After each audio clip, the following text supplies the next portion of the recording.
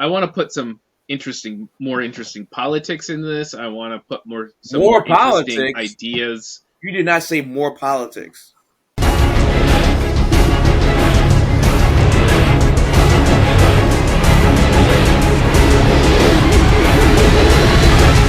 I got the wrong thing open. Greetings, everybody. Welcome to another edition of the Harris Peak Podcast. I'm your host, Chris, and I'm here with two fantastic geeks who are going to tell me everything I don't know about whatever topic we decide to talk about today. Most likely, Star Wars, possibly X-Men, a little bit of both. We'll see. All right, first, coming from the Great White North, Mike, how you doing? Oh, good, still snowing up there, right? Right? It's winter. Huh? Yeah, we usually lose the snow in mid-July. Winter still. That's right. And then we'll get rid of the winter tires on the cars. So for a week or two, and then switch them back out. Right. Oh yeah. And coming from the beautiful coastlines of New Jersey, it's James. How you doing, James? Hey, May the 4th be with you. No, we're a little late, but... May the 4th, May April, maybe a little May. And happy Cinco de Mayo. So, Cinco de Mayo, Revenge of the 5th. You know, all of the important holidays, the cultural events. All right, so... I think we are going to start with Star Wars today, right? We're going with Star Wars. We're going to start with Let's do it. This whole Bad episode Batch. is Star Wars, Actually, right? Before we get to Star Wars, guess who went and saw the Phantom Menace in the theaters for the anniversary? Not I. It's just me. It's just me. Oh, God. I lose all the geek contests, but I'm the one going to the theater for the old, really bad CGI. Terrible. No, actually, let me tell you, I had a good time. I was going to say, shout out to Screen Junkies. So go ahead. Doing the Phantom Menace revisit 25 years later. That's pretty dope. It's pretty dope. Well, like I said, I went. I took my friend who always goes with me to all the Star Wars content. The prequels are his jam. But I'll tell you, it really didn't change my opinion seeing it on the big screen. Like, I still have a certain amount of love for it. I love George Lucas's kind of big ideas. I love a little bit more his attempts at pushing the CGI, at pushing the technology like he did back in 77. Those are all, or 76, whenever he was making it. But those are all great things. But, like, it just, there's just so many little problems and, like, some story things that fall apart and some choices. And I know a lot of art is just choices. Like, you go in there and you go, okay, what's this guy trying to say to me? What's this guy want to show me? What's his idea? And can I coalesce with that? And, Star Wars, you're halfway there. But if this thing came out, if the Phantom Menace came out on its own, and there was never a original trilogy, this thing would be in the annals of history as a weird one-off bomb. Yeah. It would, and we can say the same thing about a lot of like Marvel's movies too, and other things. Like, when you have a foothold in your IP, you're allowed to release a couple of stinkers. It just happens. And because he like dialed the, hey, I'm going to take this kid-friendly, family-friendly, world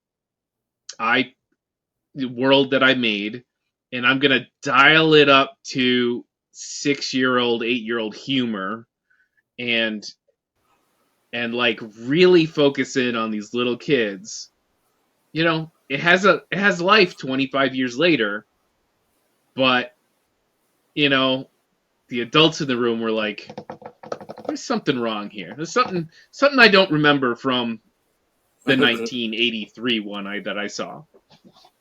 And that's fine, I guess, but I really wish he had kind of stuck to his guns and said, "Hey, I want to put some more interesting politics in this. I want to put more interesting ideas." You did not say more politics.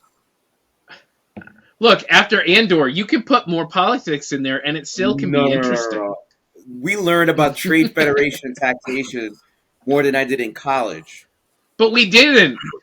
It was actually terrible. We needed a filibuster in the Senate for like 2 hours. A filibuster by... Well, it's Naboo, so it's a filibuster by 12-year-olds. It's it's releasing middle school early. Military blockades, how ineffective they are, just like in the Middle East a couple years ago. Like, dude, you said more politics? Anyway, go ahead. I'm sorry to interrupt you. I think he could... I think there's a lot of great ideas in there that he could have followed through on, but he didn't. He kept it fun serial adventure a la the ones he saw in the 50s with Zorro or whatever.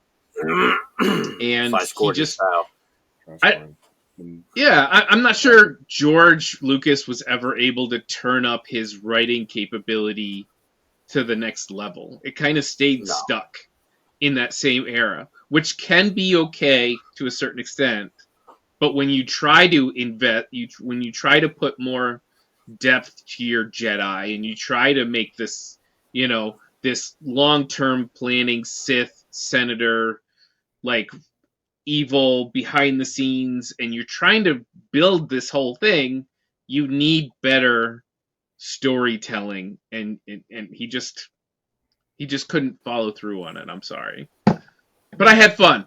And I'm one of the few people who absolutely love the pod races. I know I am. And you walk out of the theater. I'm not going to deny the pod racing wasn't good. Mm-hmm. It was good. And it's one of the best third acts. But the third act is so good that you leave the theater. It's so exciting, so fun, so visually stimulating. You walk out of the theater kind of on a high, and you're like, yeah, I had fun with that. But as soon as you investigate it a little bit later. So my problem with the third act in episode 1 is there was too much going on. If we break down episodes 4, 5, and 6, there was always a 3-story breakdown in the third act of what was going on. So in Return of the Jedi, you had the fighting outside the Death Star, you had the fighting on Endor, and you had Luke fighting his father. Correct. So, but in episode 1, it was just too much. You had Padme with her forces, you had Anakin up in space, you had Qui-Gon and Obi-Wan fighting Darth Maul. Oh my God, there was another one. The Gungans. It was 4. Jar Jar. The Gungans. It was just kind of too much. So, like, you could have got rid of one of those, and it would have been fine. I think if we all know what we would have gotten rid of. But you know what's funny? I would have got rid of the Padme and her forces trying to fight the trade guys again. That was unnecessary. Me, what was unnecessary was the entire pod racing. I loved the third act of the movie, and just the third act. That's all I wanted. I did not care for the pod racing. Give me more of the third act. But okay, the pod racing itself, in terms of the storyline, was probably unnecessary. But you have to admit, it looked fucking way too cool long. In 1999. But it is, and also made an amazing game after the fact. Exactly. Made it's 3 minutes tops. It's all supposed to set up the fact that Anakin can go into space and do his thing. But what bugs me is that both Anakin and Jar Jar in this final act are doing everything by accident, right? No one. It wasn't like, oh, okay, so they learned from before and they've stepped up their game, and now this kid who's a really great pilot and he's in space and he's like, okay, I'm gonna do the thing I know I can do to help. But he's not. He's like, oopsie. He let's turn. I know that's a cool trick. Like, no, come on, Jesus. And There's then Jar Jar tripping over rope. Is it Mr. Bean? There's another character that like always trips his way into good fortune. Inspector Not like Gadget. Forrest Yeah, Gump Mr. level. Inspector Gadget. Yeah, like that kind of thing. Inspector Gadget. Or Mr. Magoo. You think of Mr. Magoo? Yeah. So my question to you guys is small amounts. Yeah, my question Go is, ahead. if episode 1 had come out first in 77, would it The hard be, part is the visuals. Would it be the hit that it is today? No, I don't believe so. I think it goes back to been... what Chris was trying to say, and we started cutting him off, was the story where George Lucas really didn't, like, he had a vision. We all know that. He had a draft of what occurred before episodes 4, 5, 6. What he gave us felt a little, in my opinion, felt empty. I'm not sure, Chris, that's what you were trying to get at. Like, the action sequences are great, third act were great, but the actual story itself, when you look at the entire episode 1, it's convoluted not because of multiple events in the third act, but it's just the entire story, like the taxation, the Federation, the blockade, Senator Palpatine, the Jedi, Anakin's family, Obi-Wan and Qui-Gon's relationship, the Gargans and their relationship with Naboo. There was quite a bit that's happening where the actual story itself of young Anakin being founded, it was kind of like tertiary in the storyline. Whereas episode 4, Hope, you had like the hero's journey that we all know, the trope, the hero's journey with secondary and tertiary, right? characters. And everything we hear about the larger world is basically Obi-Wan going saying, "There was a war. Yeah, your dad died. Good guy. It was a clear bad guy. You knew the teams. Whereas this episode 1, it was like in the shadows of Palpatine. Maul was the only true evil character per se, but it wasn't like the main antagonist of episode 1. He was just like, and Maul was one of those. Okay, he's a cool looking underling, the kind of James Bond like guy with the hat you got to defeat, but he doesn't not much more than that. Yeah, top henchman, right? So, obviously it couldn't have come out in 77, but if it came out in 99 when it came out, with no other prequel or no other movies having come across, Anakin is not that interesting of a protagonist. Everybody be like, "Oh, is this about that Obi-Wan guy? He was kind of interesting. Like he seems the more interesting character, but he's still kind of shoved to the side quite a bit." Yeah. Yes, Anakin connects with little kids to an extent, so I could see it like replaying for little kids. But story, I don't think it would have been. Yeah, I mean, but everybody, think of all the questions people have. Like, why is this kid the queen? Oh, she was elected. Wait, what? Say that again? Oh, wait, no, that's all right. She's 13 now. When she's 18, she's going to be in the Senate, so that's going to be all right. Like, what? What the fuck are you talking about? Like, I just think the whatever George thinks of, like, big ideas. Oh, this is how this is cool. Guy. Yeah. But the details just, a lot of them don't make sense. And you know what? It's okay. We all have our strengths. We all have weaknesses. We're glad we're able to kind of build this world. Are you aware episode 5, he actually had, what's his name? The director, Erwin. I always kill Erwin Kirshner. Who actually helped write a lot more of episode 5. That's right. That 5 considered the best. 5 and 6 were written by Lawrence Kasdan. Correct. Thank you. Right. So, yeah. I mean, that's kind of my point here. Is he was good at having that overall story, but when you look at 4, 5, and 6, you know which ones are the better ones because of who wrote them. Yeah. So he was the original J.J. Abrams. Right. Yeah. Well, and then you start to see a clear like romance build between two characters who've got some things to say to each other with a real relationship as it builds to that. The two kids. He tried to make that. It didn't work, in the new ones. Plus, there's a lot of racism in episode 1, man. Jesus Christ. Yeah, it did not age well. Look, a lot of stereotypes. Honestly, if we could turn this, it was bad even when it came out. Yeah, if we could turn off all of the dialects, like it's one thing to have someone say a weird alien language that doesn't exist. It's another thing for everybody to speak English or whatever the common tongue in Star Wars is. But what they call it, basic, right? Basic. Yeah, basic. Right, but with accents that are clearly from certain locations on the planet Earth in a really kind of weird manner. Watto, the desert planet, sounded like a Middle Eastern. That's convenient. Yes, the Trade Federation guy sounded Japanese. Yeah, that's convenient. He sounded Jewish. That was the thing, because he was like monk. Oh yeah, Watto, yeah. Middle Eastern, you know, so anti-Semite. Yeah. Yeah. And then Jar Jar. Yeah, right? Well, even Boss, what's it? Not Boss Hog. What's the name of Jar Jar's, the king of Jar Jar's kingdom? Mass. Yeah. Boss. Oh man, he's bad. The boss jungle, and it's unnecessary. It's really there's some cool, fun designs, and it's just kind of unnecessary.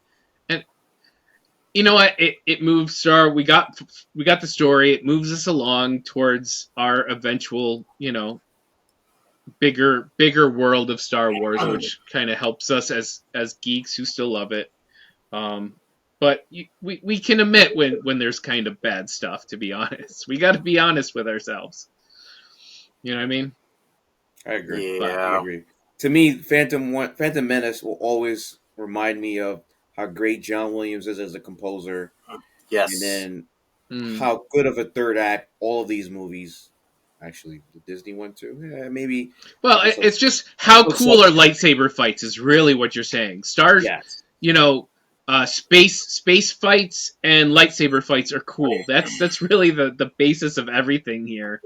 And as long as those remain cool, we'll remain enjoying this property. Yes, that is correct. 100% correct. Which we did not get in episode 9 or 8. We're not getting into that today. Let's just enjoy that we all agree about what's going on in episode 1. Okay, so in 2 years, when it's time for the 25th anniversary of episode 2, we're going to do a showdown of 8 versus 2. And which was worse? Sure. Sounds good. Well, episode... That's a good next one. Year is...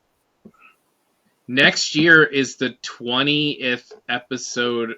20th anniversary of episode 3. So I know it would be out of order, but I have a feeling they're not going to miss that. Right. So, and then the next, I have a feeling we're going to get this every year. So next year is the episode 3 and episode 5 anniversary. No, episode 4, 20. And forever, there's always going to be some anniversary. There's going to be a TV show. Yeah, exactly. Mandalorian, 5 years anniversary of the Mandalorian. Now you get to see it in the blockbuster. Listen, episode 4, and they're going to get anniversary. It's going to be in 3 years. So, yeah. So basically, they're going to get 20, 30, 40, whatever the price of tickets are, out of me every year, basically. Yeah, I can see Mandalorian season 2 finale. Anniversary at your AMC Lowe's Theater. Look, the last season of Mandalorian, I'm very happy that season 2, the last season of Mandalorian, will have an anniversary. I'll be very glad to watch that again. Same. All right. Anyway, so that's episode 1. You know what? If you love it, you love it. Good for you. We don't want to, yuck your yum or whatever they say. But But the question is, we're kind of. The question is, are you an angel? Because that's what the space pirates call the women out in space. I have a feeling he was getting told some stories by some space pirates. Why didn't they ever? And they were like, yeah, there are angels out there. Yeah. That's right. Why didn't they sell the Naboo cruiser and get another ship from Watto instead of betting? I think they could have just left Watto and said, Hold on. Why did Watto need Shmi Skywalker and was able to deal Anakin? Anakin was the more profitable one. She was just what was she doing? She wasn't cleaning up the shop. She was making breakfast for Annie. Like remember he forced Qui-Gon to roll the dice for either Shmi or right. Anakin. And Qui-Gon didn't. And then Qui-Gon's like Qui-Gon, the lying, cheating. He'll do anything except just kill Watto and be done with it. Jesus. Because he's already gray Jedi. Like simp this. Yeah. That's right. Like, okay, but you're right. I'm going to go to somebody else and say, I've got this cool ship. The only thing it's missing is this drive, which I'm sure you can get some money for it. I just need a crappy ship to fit like had the people. drive. Watto had the hyperdrive, so he could have put it in there and sold that ship for way more money. And all they needed was a hunk of junk to get them to Naboo, right? We're going to pick apart this entire Phantom Menace.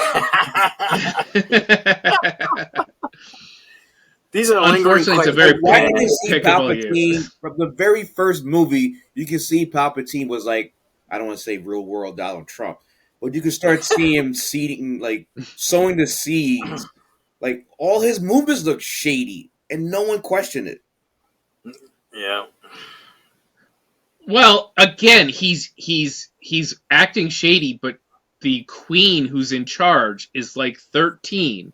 She has no life experience. She would be the easiest person in the world to convince that he's the only one helping her out. They like set themselves up for this with the dumbest type of government you could possibly have. What about the have. rest of the Galactic Senate, though? What about the everyone? They're all idiots. They bicker. They don't care about each other. They actually, it doesn't work. I don't even know how you vote. Did you see the number of people in that Senate? It's all digital. They count it up digitally. Yeah, but look at our Senate. Like, our Senate is like just too many people and they can't get anything done. I can't even imagine the number. I can't even imagine the number of side deals that are happening. What was the name of the Galactic Senate? It wasn't the mining, the banking. It wasn't the banking. It wasn't a mining group. The group Union. No, the group that Palpatine was using. Trade was it Trade Federation? Was there called a trade? It was the Trade Federation. Yes. It was a trade. Idea made no sense. Well, let's just blockade. Let's just sequester Naboo. We have no military of our own other than like. What real world did George Lucas think that made sense? Like, look, I'm just glad that in Star Wars, blockades are 2-dimensional in space around the planet. And you have to fly exactly between those planes to get out. A decade before that, on Empire Strikes Back, when the rebels were on that freaking beginning of the movie, they were in a little ice planet. They were blocked from one direction.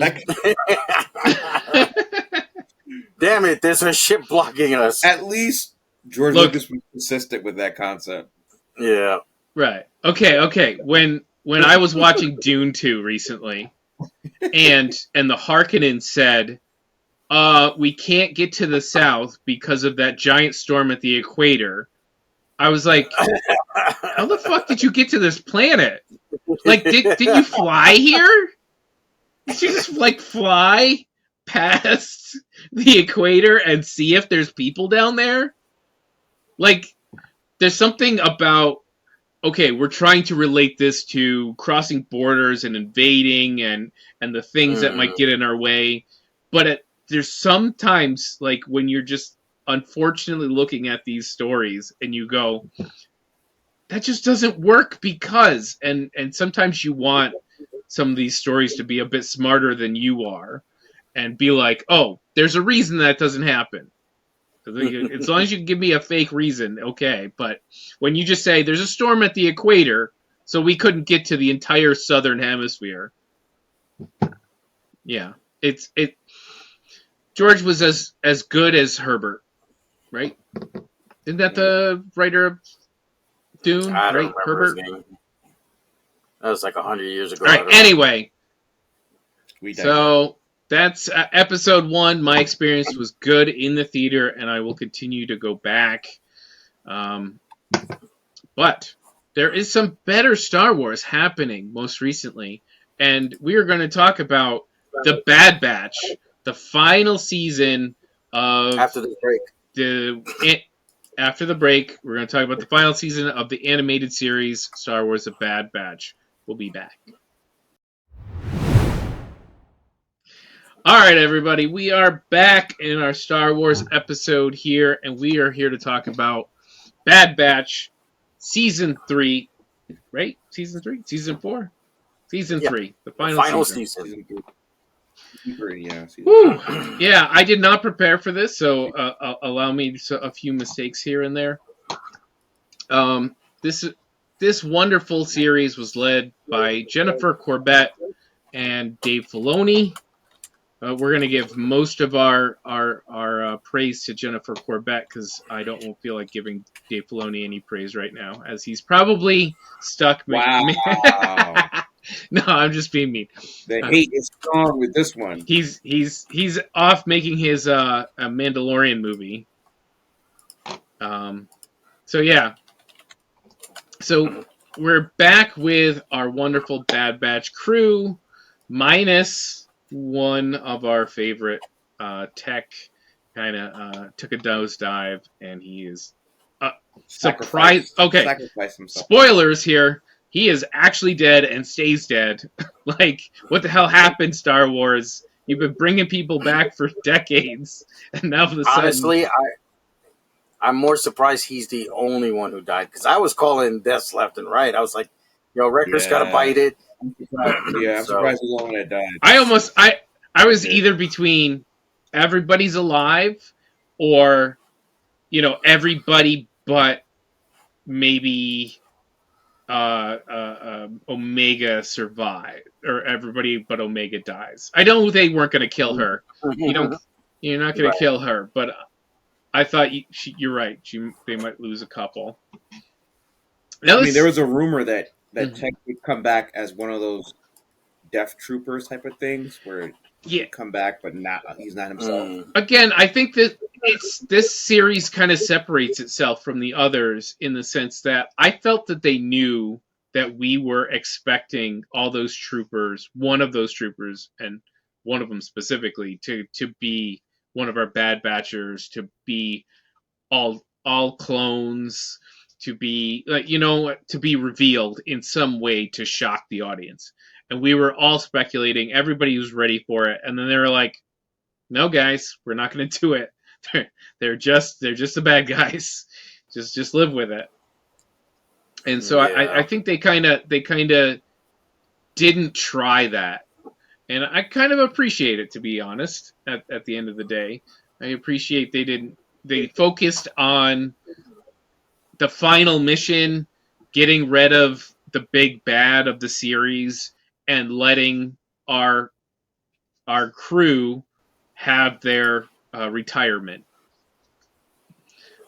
But yeah, they got the happy ending, which is rare. Mm-hmm. That's also rare in the because if you remember season 7 of Clone Wars, it wasn't exactly a happy ending for everyone because we were getting into the Empire taking over, right? So, well, let me get from each of you what your general thoughts about the season were and the series as a whole. Like, would you give it like a, maybe not grading, but like, what was your overall view of this as an idea? Because it came out where, Bad Batch, it's a clone crew, and there's no Jedi, so there's none of that. Like, what was your ideas about this series going on? Mike, what did you think of the series? We got a taste of them at season 7 of the Clone Wars. That first 3-episode arc of that season introduced us to these characters, and right away I like the characters. Completely different from our normal clones. Of course, everybody loves Rex and our popular clones, right? But these guys, they all had their special talents. So I was excited for this series. And like all Filoni stuff, starts out slow with his characters. There's the character you hate, like Ahsoka, and then come to love by the end. So I think we got this again with Omega. And like every season, my son and I would sit there and watch and go, "Why are you letting this 12-year-old dictate what you guys need to do?" You Mike, know, that's just because you hate to see little girls on TV. I understand that you. Yeah, there you go. But she turned out to be actually a good tactician, right? In the end, she learned a lot. She taught them a lot. So, you grow to love the characters again.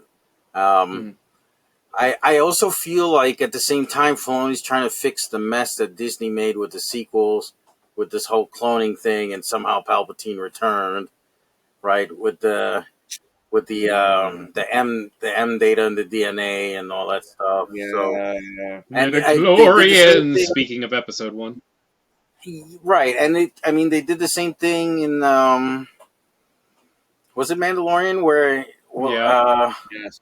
Yeah. what's his name? Moff Gideon. Moff Gideon was trying to clone. Yeah, so that kind of like I have to wonder if the sequels didn't go the route they did, like what kind of different story we would have. But oh well, this is what we got, right? And I'm happy with it overall. So, all right, James. The thing I did like about this season is it gave us more of a closure on the actual clones themselves. I think if I took my brain knowledge of all the books that are now considered legend and just was watching these movies, I'd be like, yo, what the fuck happened to all these goddamn clones? Like, Clone Wars themselves didn't give us a full closure on the clones. Right? Season 7 didn't give us a full... Very specific characters, yes, Rex and stuff. But like the clones themselves, I like the fact that season 2 started this and season 3 really gave us the bookend on ultimately what would happen to these clones and what they meant to this universe that we've been watching about, the Galactic Empire and the formation of the eventual Stormtroopers. The other thing that I like also was that this particular group, the Bad Batch, where when the first season I wasn't too keen on these characters. I like the story. I like some of the the other world Star Wars story to me was more important. But by season 2, the characters themselves became more interesting. And then ultimately season 3, I was really, really connected with a lot of these, like Wrecker, Hunter, Crosshair became one of my favorites, if not my favorite. And Omega's character. Now, as far as what I didn't like was the whole midichlorian shit. Like, whether you think Filoni was trying to answer to episode 9, to me that was just terrible writing. They brought back what's her name, Nala from the planet. Episode 2. People, and I'm like, why? Like, we already put this shit to bed. Why are you bringing this to bed? Then they showed us how there was other Force users, kids, that Omega was like. So we know the existence of Force users still existed in the galaxy after Episode 3 and onwards towards Episode 4. Clearly, Mandalorian showed us, Grogu. There's Force users out there. It's not just the Jedi that are Force users, or even Rogue One. So there were things I didn't like. But am I going to say I didn't like the show? No, I'm not going to say that. I definitely liked the show. I'm just saying that I wish they could have cut out a lot of the whole M count crap and just focus on how these particular Bad Batch of clones were going to defect from the Empire, like they did in season 2, and what would be their future going into episode 4, which we kind of knew the post credits, but really it was just Mega. Yeah. Right? So that's my take, Chris. Well, I think for me, I wasn't sure what to make of it. I was not into the Clone Wars and stuff like you guys were, so I had no specific attachment. I watched the last season as you guys crowed about it quite a bit, so I kind of brought me in and enjoyed it. I did have. You're welcome. Thank you. I had a lot of problems with the animation style and just the clunkiness of it. And this show, I will say, over the last couple of years, has grown on the animation and technology front quite a bit. And I thought this last season looked really good. I still have a problem with how these characters run. Like, very specifically, how they run is it just bugs me every time. Other than that, dude, you're an anime fan. Stop it. You watch tons of anime. You have no, no this right is not to even like complain about how Naruto run bad. Like they're in a weird little How do pose. they run a Naruto? They run like they're on a string, right? But Like Aquaman's brother and Aquaman 2. Yeah, Aquaman. You have no. Anyway, outside of that, everything else, I think the models look better. They're a little softened up around the edges.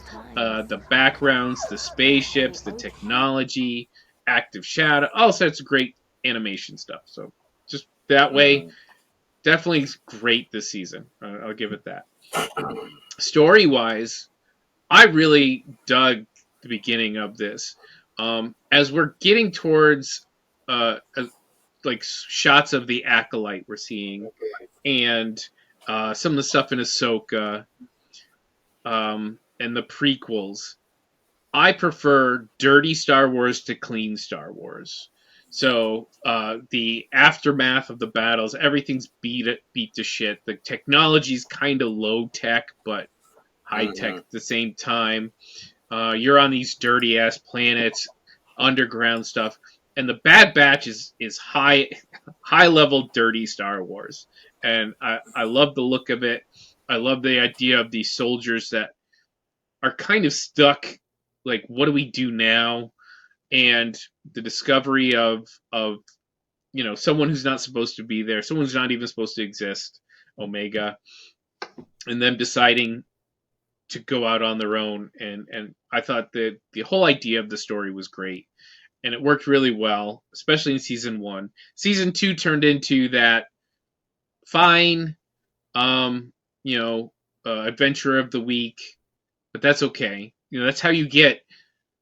We don't get 15 seasons of anything anymore because people don't want adventure of the week. They want a storyline. They want to set 10 episodes. Well, hold on, Chris.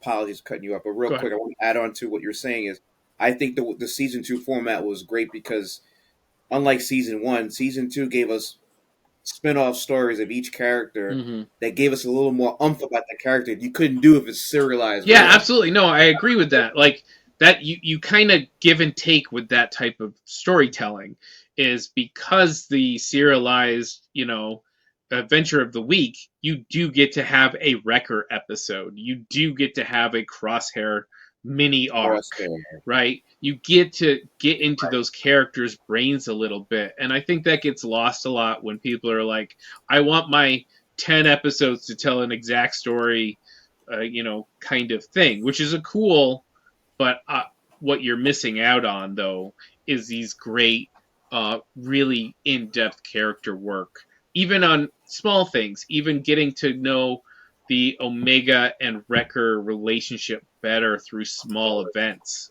Those things are great, and those get us to deeper in with these characters.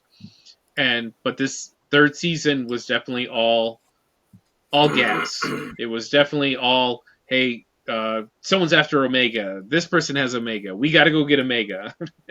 There's a lot of the same stuff, but it was all like, okay, who's going to survive? Who's going to make it? This is the family. We got to keep the family together, and it was also great because it did separate Omega and allow us to see how she had grown from season 1 when she really didn't know anything. And I think we were all looking like, okay, what's her special ability? Well, it's just Omega. Like, her special ability is now she's around a couple of people who've got really great advanced knowledge of things, and she's going to learn from them. And I think that's good to see in a character. And I'm glad she didn't turn out to be a Jedi. I really am. I love the Jedi, but I don't need every cool character to get Force abilities. That's not how we need this universe to work, please. So yeah, I really like this series, and I didn't miss an episode. There's a lot of side characters that popped up. And I bring this up because I have one that I really wanted to mention with a storyline I wanted more out of. And so I'm going to ask you guys what you want. But I'll go first here. And that's Senator Rio. So Senator Rio Chuchi, I think is her name. She's a little blue senator, and she was fighting for clone rights. And she was doing investigating the experimenting on the clones, and that storyline was fascinating. And I think it got dropped. I don't know if it got dropped or if it there just wasn't any time with it. As we continue to see all of the shit the Empire was doing to the clones, and I'm like, this is great stuff. This is interesting stuff. And hopping on that, for some of the few things I've seen out of Clone Wars was when a clone would get away and make a life of their own. Or in Obi-Wan Kenobi, we see that one clone sitting like panhandling because he's a homeless veteran, right? And the couple episodes of Bad Batch where they did some infiltration with with the senator and the clones, and I think there's just so much interesting stuff you can do with that setup. After the war, this group of people who are just, the Empire doesn't want them, and they're just using and abusing them, and I just really think there's something there, and I wanted more of that story. I wanted more of that character. Yeah, that would be my choice. Did you guys have a side character or anything like that you liked? Mike, I don't know if you did. Not so much. I mean, nothing that really sticks out. I mean, the one character that was always helping them, played by Wanda Sykes, was cool. I was starting to get. I was starting to get tired of the bar owner who kept sending them on missions, right? So, she had way too much time. Came in, yeah. So that was a good change. So I was glad Fennec Shand got some more space. That was good. I like the Fennec character, and I thought they could do more with that. Like, if they did have another season, you could definitely do more with some of those more other seedy underground characters. There was a good episode with what's the blue guy? What the fuck's his name? Cad Bane. The Cad Bane and Fennec Shand episodes. Yeah, those were a good episode with Saji Ventress, who Gray Jedi, not Dark Jedi, Gray Jedi. Ventress is a character that has again. There's a lot you could probably interesting stuff you could do with it, but she's just kind of consistently getting cast aside for something cool to happen to Obi-Wan or something cool to happen to Omega. She's not getting any spotlight. Yeah, I think Dave has plans for her though, like he did with Darth Maul, right? So yeah, she's not dead. So obviously not. like Dave actually took Darth Maul and made some great episodes of Clone Wars. So right, and Rebels. And they gave some. You get tired in with the Night Sisters. You get tired of the Night Sisters from Ahsoka show. Yep. Yeah. We'll do a quick thing about Tales of the Empire, very quick, but that connects in with the Tales of the Empire, which connects in with Ahsoka, which even though they don't have Ventress specifically, it's Night Sister related and all of that. So I wouldn't be surprised if Thrawn, recruits Ventress, as his replace what's his name? Yeah, what's his name? You got to replace the whole character has to be replaced because the actor's dead. Yeah. I mean, if you look at all of these things, all of the Filoniverse, including this, then it all works together. It all is interacting. It all is building to, whether you hate it or not, on George's idea that there's metachlorians, that the Emperor is using whatever means necessary to stay alive. It's all there, and it's filling in those gaps. Now the question is, are you interested in those gaps to be filled, or are you done with that period of time? Filoni obviously is not. He obviously absolutely loves that period of time. And I mean, I don't mind that period of time. I just don't care about the whole Palpatine clone thing anymore. Like, I'm done. It's like LeBron James. The more he plays, the more diluted his legacy becomes. Like, dude, we get it. You're a top 3 all time. Waiting for your no, we don't care anymore. Retire gracefully. Walk away. You're not going to move up a spot by losing another year to the Nuggets. Yeah. We understand your imprint on the entire Star Wars universe. We don't care anymore how you came back in Episode 9. Let's move on. Let's get some new villains. Let's go into their backstory. That's it. Yeah, and that's the weird thing. Like, the villains have been pretty weak. I mean, you could saw the evil scientist here. What did you guys think of this whole, Nazi scientist style villain? Was he interesting to you? You remind me of the High Evolutionary from Guardians, like mustache twirling, but he had a deep voice. He had that voice that was interesting. Yeah, no, I didn't. Hemlock, yeah. Even his name to me was irritating. It was just like no. I mean, it was fine, but it was not. He was not particularly, a threat to the Bad Batch, right? I mean, his machinations. He wasn't a tactical threat. He was a strategic threat. He was just another cog in the Empire that felt like he was higher than he really was, and ultimately he wasn't. I will say, I found it funny when Tarkin came in after the whole thing was. There you go. You're stealing my thunder, but go ahead. When he comes in, he's like, "Oh, this is all gone. Hey, take that cash. What a waste of money. Take that cash, put it into my bunk." That's right. That's exactly what I was going to say. I got some use. I got a use from this. I got real use for this shit. He's like, was anything salvaged? No, nothing. He didn't even want to know. He didn't want to know what happened. He didn't want any investigation. If they had not taken Omega, he'd still be around in his lab. He was like, you know what? I hated that Hamlock dude. Dude, I really did. It's like he's burning through our budget with this unnecessary project. Right? I mean, Tarkin was the same way with what's his face working on the Death Star, right? In Rogue One, what's his name? Rennick. Urso? Oh, Rennick.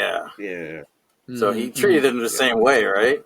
Yeah. No, until he showed success. Then when he shows success, he goes, I will take credit for it.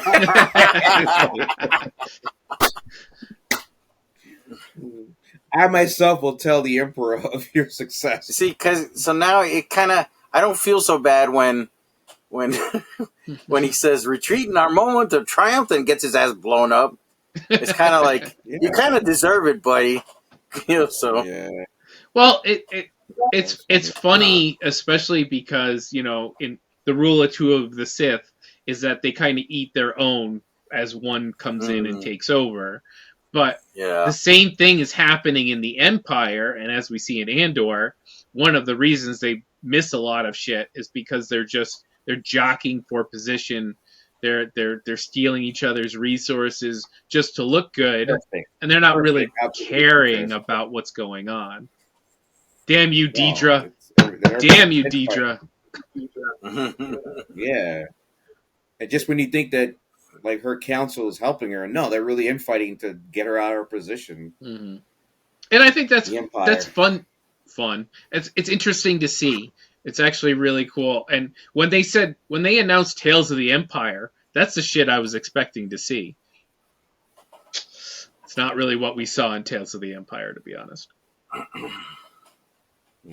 Yeah, that was more of a warm up to Ahsoka season 2, and yeah, it was basically, hey guys, I know there's a character you've seen, you're not sure where you've seen her. This is her story. Right. Yeah, all right. So what upcoming Star Wars media do we have? We've got Star Wars Acolyte. Yeah. Acolytes. Is that next? Yeah, I think so. Yes, that is next. Okay. I've only seen a few images of it, but it looks a lot like set wise and costume wise and shot wise. It seems a lot like Ahsoka in that sense. You know what I mean? Have you not seen the trailer for it yet? I didn't watch the trailer. No. Oh, okay. It comes out in 2 weeks. Oh wow. Yeah, okay. Comes out soon, yeah. Quick. Yeah. 3 weeks. June 4th. Then we got the Skeleton Crew. Oh, I forgot about that. Yeah. That's an animated one, right? I believe it's animated. It's supposed to be kids. I don't know how young it's supposed to skew. Right. What is it called? Skeleton Crew. Yeah, I forgot about Skeleton Crew because to me, all I care about is Acolyte and Andor season 2. Okay, so those are fake trailers. Never mind. Skeleton Crew 2024. 4 kids make a mysterious discovery on their home planet, leads them to get lost in a strange and dangerous galaxy. I wonder how, if this is cool and separated from the main universe, Skywalker arc. It could be cool. I hope so. I mean, there's so much story to tell in the galaxy, right? So. It's got Jude Law in it. Jude Law's in all 8 episodes. Good story. Yeah. Oh, creator John Watts. So Spider-Man. Spider-Man. Yeah. That's right. Yeah. He was working on this, right? Okay, so I mean that sounds kind of interesting. And there's got to be one more. I could have swore there was one more. Or are we just looking at Andor season is in it too. Early 2025. Okay, there you go. Early 2025. Daphne Keane is in it. I mean, and she's in the Acolyte as well. Huh. Interesting. Playing what character? Did they say? Just give. Oh no, sorry. I'm looking at the Acolyte. Okay, sorry. Yeah, give me Andor straight in my veins. That's right. Andor season 2. All right, so question. Where do you guys see Omega showing up? She's definitely going to show up in some media. Where do you see her showing up in animation? Do you see her showing up in live action? The Mandalorian movie. Series? The Mandalorian. You think it's definitely the Mandalorian movie? And knowing Filoni, she's going to have full use of her Force powers. Oh, you're going to wreck it. I hope not. Yeah, man. Oh no, dude! You didn't see what happened to what's her name from Rebels? Yeah, it wasn't good. It's gonna happen. Yeah, but the difference is that was hinted at in Rebels. But this is hinted she's got a high midichlorian count. She doesn't have access to it yet. But the only way that happens then is if they do another Rey Skywalker, where she magically learns all her force powers by herself. And. All right. I mean, I hope not. What's your point? Yes, exactly. I mean, that's how Anakin did it. He could tell the future at age 8. That's how Luke did it. Well, no, Luke had a summer training. Luke had like a week. He's had a week on the. He had an encampment. Luke went to encampment. From airman to colonel. Right. And then he showed up force choking people. When he went up to Vader after that summer encampment with Yoda and Dagobah, he was like, "You find my power." It's like, what? You just learned how to force jump. He was still struggling with lifting rocks. That's right. Jesus. All right. Anyway, all right, let's wrap this episode up. Let's wrap it up. Okay, give me a grade for the Bad Batch. Do the season and then the whole series. I think for the season, I'm going to give it an A-, and then for the whole series, I'm having trouble going above A-. I want to give it an A. I think I'm not going to. I'm going to give it A- overall. I think that's where I'm going to stick with Bad Batch. I really liked it. I think the characters worked. I think the relationships worked. I think the story overall worked. But it had some low points. Had some dropped episodes. What the? Some dropped storylines. Real quick, what was the weakest season in your mind? Season 2. 1 to 3. Yeah, I think season 2 the weakest. But again, it's necessary building of character and emotion. Even if story-wise, I thought season 1 was weaker. It's one of those where it goes all over the place. Like you'll have an episode where you're, oh, that's fun, interesting, but yeah, and then they'll start something interesting about the clones in the background, and then they'll kind of drop that, and then they'll have an episode where they're fighting a rancor, and it just varies so much. It's not that it's bad, it's just that it varies. So it's still in like the B plus B C area. Honestly, I don't remember season 1 storyline all that much. If I'm trying to go back in my brain, my least favorite season. It was my least favorite season.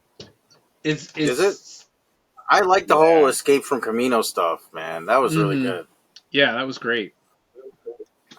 Yeah, that was good, but that was when back then Omega was annoying. Her character. I think she was more annoying to me in season 2 when she was always barking orders at them, man. No, but I kind of. She constantly wants. I like how they played off. Mm-hmm. But go ahead. Mike, it's your turn. Yeah, I think season 2 was the worst for me. But I'm going to give my grades first. So I'm with you, Chris. I think season 3 as well. I'm going to give an A-, but I'm going to go like B+ on the overall show. And then season 2, I think, was the worst, which is not saying much. Like it's like the worst not good piece of pizza. You know what I mean? The worst pizza. It's the cold pizza versus the hot pizza. Yeah. You're like, it's still cold pizza. It's still good, but yeah. So yeah, there was those episodes with that with the bar owner sending them on missions all the time, and then I was getting tired of her character and Omega going, no, we should do it this way, and then them going, okay. So it was kind of like, yeah. And then knowing eventually she was going to turn on them because she, that's just what that kind of character does. And yeah. All right, James, what's your grades? I mean, surprisingly, I agree with Mike on the grades, just not the seasons. Like, I do agree. Season 3 was definitely A-. Overall, because of how I didn't like season 1, it dropped down the average to a B+. Season 2 was probably my favorite. Season 2, I'd give a straight A. And season 1, I'd give a B-. I don't know. It's just the way I liked how season 2 just clicked. Yeah. With the side shows and like so many important things would happen in season 2. If I go back and remember, who was that? The Empire guy that not defected, but he was trapped with Wrecker. One episode. Man, it's been so long. I gotta rewatch it. Yeah, that's trapped, and they had to solve and help each other instead of trying to kill each other. That was season 2, right? I think so. Season 2. Yeah, I think so. Yeah, episodes like that. That was probably Wrecker's best episode. Come to think of it, the entire fucking show. Mm-hmm. Where instead of trying to kill this dude or let this dude try to kill him, they had to work together to get off the planet. And then made a truce that they would not try to kill each other until the next time they see each other in the field of war, which was great. Great storytelling. But yeah, A- for season 3. Overall, series, B+. Yeah, I forget how many episodes there were to the season. 16 episodes to that season. Yeah, so I'm looking 15 at for this one, 16 the last one. Yeah, I'm looking at there's like the episode with the Wookiee who was the kid Wookiee. Yeah. The Jedi Wookiee, yeah. So you're like, yeah, that's fine, but it's kind of the low end of a Bad Batch episode. See, those are the episodes I call filler, right? As opposed to what James, what you were saying. The last few episodes of this season were filler, but I don't think they were filler because they were building up the plot for the conclusion. You know what I mean? They were moving the story along. Yeah. All right. Yeah, anyway. I think that's enough to talk about it. We've been chatting for a while here, almost an hour. And I'm in Star Wars. I'm here for the long haul. I'm here for the next series, whether it's Filoni is handing me pig slop of reincarnated characters, or if I get some good stuff like the Bad Batch or Andor. So I'm here. Andor, man, give me some more. All right, guys. I think that's enough Star Wars for the day. Thanks for joining me. Good seeing everybody. We'll see you soon. Very soon. Hey, don't forget to like and subscribe and catch us all over the internet at Heroes Peak. I'm not going to tell you where. Just do it. You know where. Everybody do it. Leave us comments on Instagram, Twitter, TikTok, Facebook. And I'm hoping to see many of you guys at Comic-Con this July. And Truth Social. No, not that. I picked up some stock on that. Was that a bad idea? Yeah. They say buy low, right? Hey, it kept going low, so I kept buying. There you go. Yeah. Not a bad idea. Ask us again in 2 weeks. Yeah, just don't advertise it, Chris. You just wait for my brand new cardboard box, background. Oh my God. Chris is driving a Tesla now. How'd that happen? Hey, Indigo made the beat.